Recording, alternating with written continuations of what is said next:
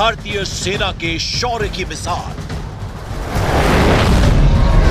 और अब हम आपको दिखाएंगे भारत के आसमानी वीरों का दम, जिसे देखकर चीन और पाकिस्तान बेदम हो रहे हैं। अपना स्वदेशी तेजस कई बार राफेल से आगे निकल गया और कई जगह मामला एकदम बराबरी का है। जैसे तेजस मार्क 2 की लंबाई 14.6 मीटर होगी, जबकि राफेल की लंबाई उससे थोड़ी सी ज्यादा 15.3 मीटर है।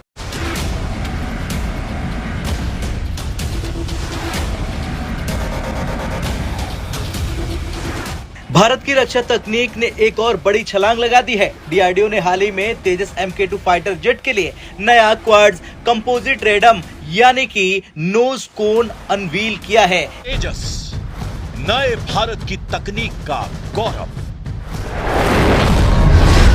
तेजस वायु शक्ति का सबसे बड़ा भरोसा।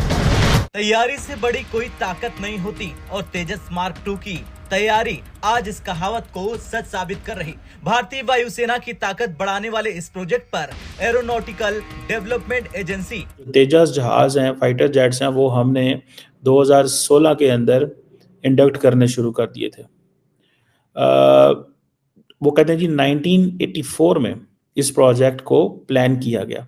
डीआरडीओ ने हाल ही में तेजस MK2 फाइटर जेट के लिए नया क्वाड्स कंपोजिट रेडम यानी कि नोज कोन अनवील किया है। ये भारत की बड़ी उपलब्धि है, क्योंकि अब भारत को यूनाइटेड किंगडम से इस तकनीक को इंपोर्ट नहीं करना पड़ेगा। तो क्या खासियत है इस नए रेडम की, ये क्यों जरूरी था और ये कैसे भारत के डिफेंस प्रोग्राम को और मजबूत बनाएगा, और रेडम यानी नोज कोन क्या होता है, चलिए जानते हैं इस वीडियो में। दरअसल रेडम एक रडार प्लस डोम का मिश्रण है, जिसका काम फाइटर जेट में लगे रडार को सुरक्षित रखना होता है। ये रडार के सिग्नल को बाधित किए बिना उसे खराब मौसम और हवा के दबाव से बचाने का काम करता है। अगर आपने कभी किसी एयरपोर्ट या मिलिट्री बेस पर बड़े बड़े डोम देखे होंगे जिनके अंदर रडार सिस्टम होते हैं, तो वही टेक्नोलॉजी फाइटर जेट्स के लिए भी इस्तेमाल होती है। लेकिन फाइटर जेट्स के रेडम को कुछ खास विशेषताओं वाला बनाना पड़ता है, जैसे कि रेडियो ट्रांसपेरेंट, ताकि रडार सिग्नल्स बिना किसी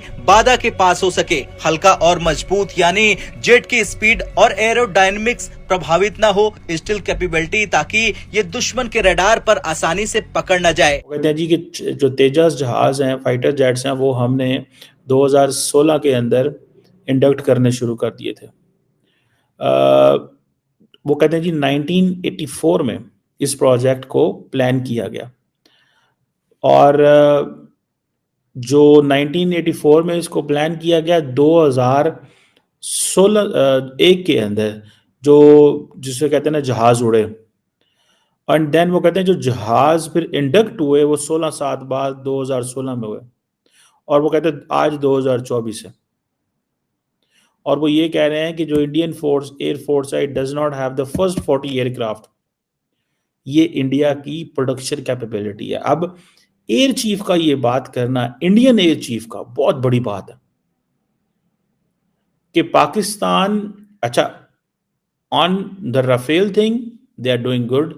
उन्होंने कुछ 60-70 मेरा ख्याल है, if I am not wrong, Rafale का ऑर्डर भी दिया है, 30-35। इन दोनों लड़ाकू विमानों की रेस में अपना स्वदेशी तेजस कई बार राफेल से आगे निकल गया और कई जगह मामला एकदम बराबरी का है। जैसे तेजस मार्क 2 की लंबाई 14.6 मीटर होगी, जबकि राफेल की लंबाई उससे थोड़ी सी ज्यादा 15.3 मीटर है। इसी तरह तेजस मार्क 2 की ऊंचाई 4.86 मीटर होगी, जबकि राफेल की ऊंचाई देखेंगे तो आपको यहां भी थोड़ा ही फर्क नजर आएगा। राफेल की ऊंचाई 5.3 मीटर है।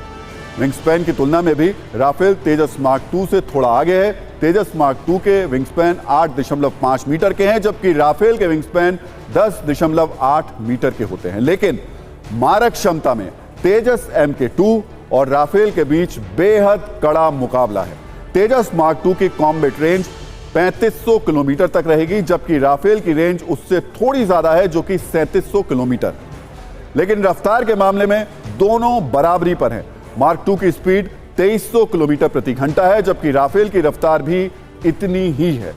आगे हुए हैं, सो इसीलिए वो कह रहे हैं जी मल्टीपल सोर्सेस की बात है।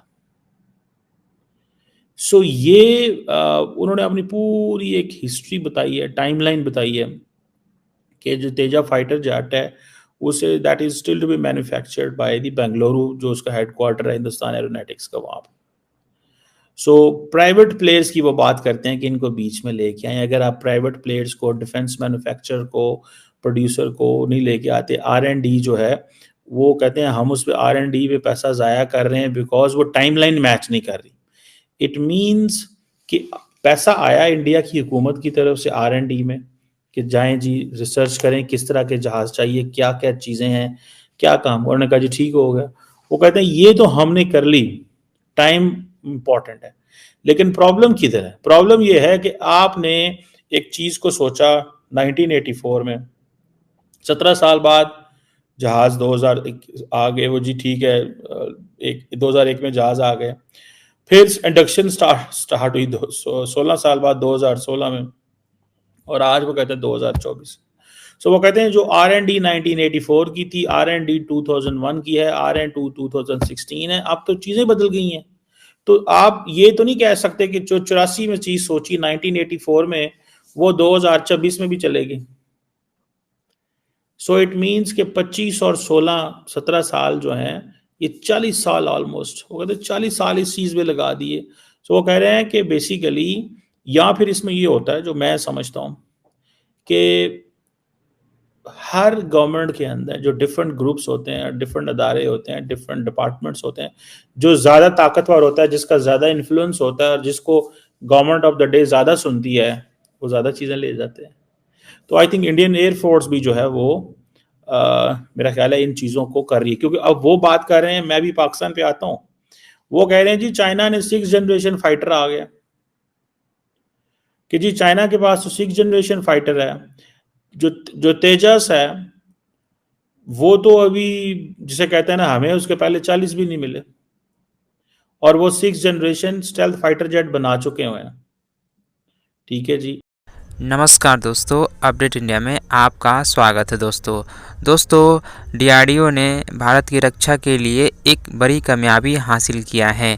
DRDO ने हाल ही में तेजस MK2 फाइटर जेट के लिए एक नया क्वाड कंपोजिशन रेडम नोज कोन अनवील किया है। यह भारत की रक्षा के क्षेत्र में बड़ी उपलब्धि है।